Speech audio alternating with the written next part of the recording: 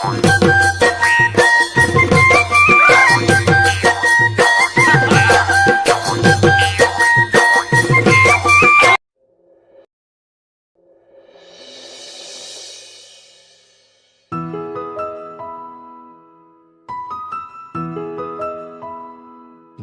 ব্যস্ততাৰ মাজতো এখন্তেক সময় উলিয়াই মোবাইলটো লিৰিকি বিদাৰি চাওঁ।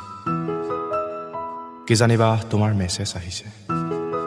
যেতিয়াই মোবাইলটো চাই মুখেৰে ভুৰ ভৰাই উঠো, তেতিয়াই লগৰবোৰে কয়, ঐ কি হৈছে তোৰ? মইহে জানো মোৰ কি হৈছে। মুখত ভুৰ ভুৰোৱা, মুখখন হেতা পৰা, উকা উকা হৃদয় আৰু উদাসী মনটোলৈ কিদৰে দিন অতিবাহিত কৰিছোঁ।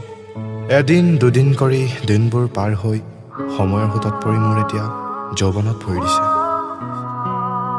সকলোৱে কয় যৌৱনত হেনো প্ৰেম হয়। সেই প্ৰেমৰে ইংগিত নেকি বাৰু এয়া?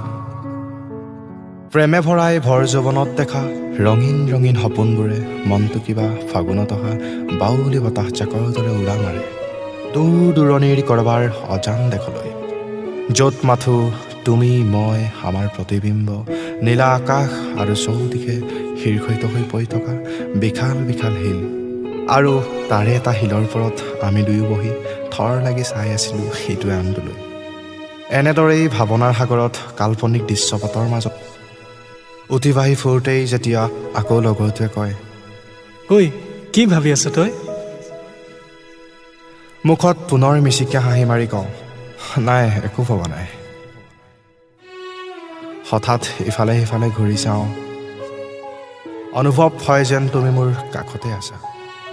আৰু যেতিয়া তোমাক নেদেখি মোৰ মনটোৱে যন্ত্ৰণাত কাতৰ হৈ চিঞৰি কয়, ঐ পাগল, এইবোৰ কেতিয়াও সম্ভৱ নহয়,